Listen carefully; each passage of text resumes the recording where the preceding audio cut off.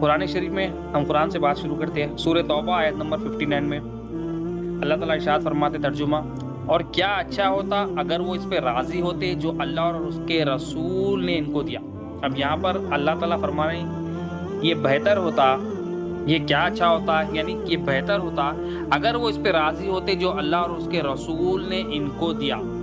جو اللہ اور اس کے رسول نے ان کو دیا اس پہ راضی ہوتے، یہ بہتر ہوتا. مطلب جو اللہ اور اس کے رسول دے دے اور اس پہ کوئی بھی راضی ہو جائے، یہ سب سے بہترین بات ہے.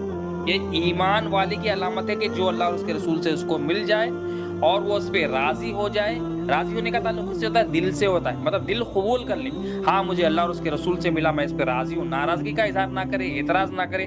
تو اللہ تعالیٰ فرما رہے ہیں ہمیں کہ اے محبوب ان سے فرما دیجئے کتنا بہتر ہوتا، کیا اچھا ہوتا کہ اگر وہ اس پہ راضی ہوتے جو اللہ اور اس کے رسول نے ان کو دیا، اور کہتے کہ ہم کو اللہ کافی ہے اور دے گا ہم کو اللہ اپنے فضل سے، اور اللہ کا رسول صلی اللہ علیہ وسلم بھی ہم کو اللہ ہی کی طرف جو ہے نا رغبت ہے.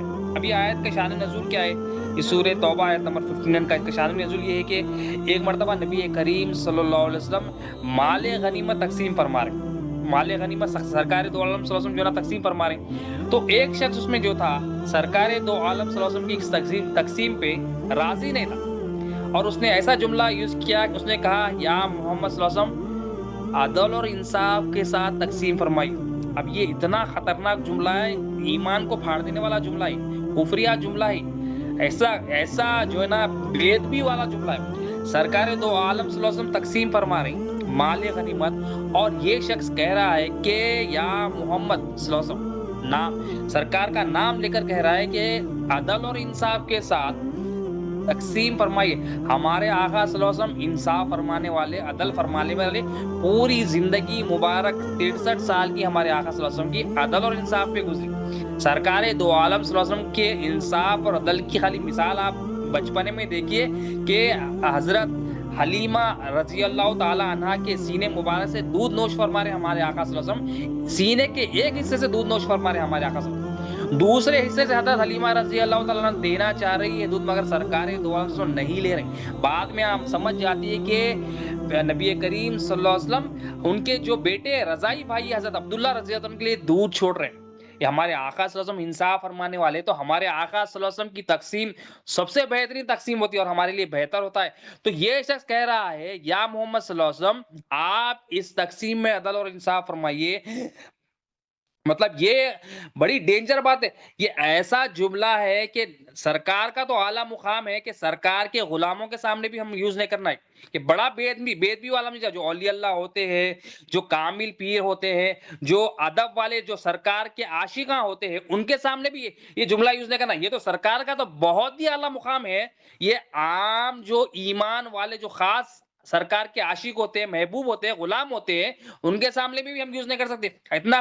تو تقسیم آپ فرما رہے ہیں سرکار دو عالم سے، وہ شخص کہہ رہا ہے بے ادبی کے الفاظ یوز کر رہا ہے یا محمد صلی اللہ علیہ وسلم. تو وہ آیت کا نزول یہ اس واقعے سے اولیاء اللہ بتاتے کہ وہ شخص کہہ رہا ہے یا محمد صلی اللہ علیہ وسلم انصاف کریے، عدل فرمائیے. اب صحابہ کا جذبہ کیسا کہ بے ادبی ہے، سرکار کی بے ادبی ہو رہی.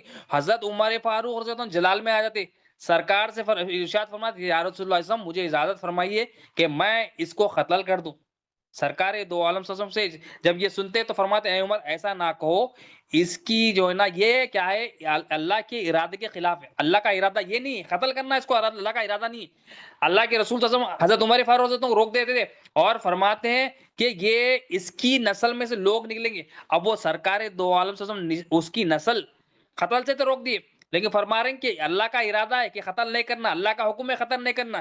اب قتل نہیں کرنا اور اس کے بعد نسل بتانا اس کی نسل میں سے ایسے لوگ نکلیں گے کہ تمہاری نمازیں، تمہارا تقوی اس سے زیادہ ان کی نمازیں اور ان کا تقوی ہوگا.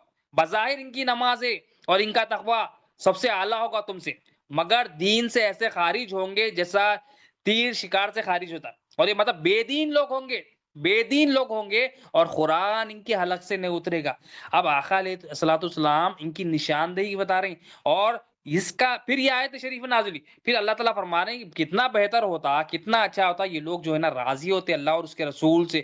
دینے والی ذات اللہ تعالیٰ کی، نبی کریم صلی اللہ علیہ وسلم پہنچانے، مگر اللہ تعالیٰ کیا فرما رہے ہیں دینے والے اللہ اور اس کے رسول ہے۔ اب کوئی یہ کہے کہ بھئی اللہ تعالیٰ اللہ اور اس کے رسول سے مجھے ایمان ملا، اللہ اور اس کے رسول سے مجھے جو ہے نا اسلام ملا، اللہ اور اس کے رسول سے جو ہے نا مجھے قرآن ملا، اللہ اور اس کے رسول سے مجھے مال ملا، تو یہ شرک نہیں ہے، تو اللہ کا حکم ہے۔ شرک نہیں ہوتا یہ شرک قرآن شرک نہیں سکھاتا۔ یہاں اللہ تعالیٰ بول رہے ہیں اللہ اور اس کے رسول جو دیے اس پہ راضی رہتا تو ان کے لیے بہتر ہوتا۔ اب یہ اللہ کے رسول صلی اللہ علیہ وسلم دے رہے ہیں، اللہ کے رسول صلی اللہ علیہ وسلم اللہ تعالیٰ کی تمام نعمتوں کو تقسیم فرمانے والے۔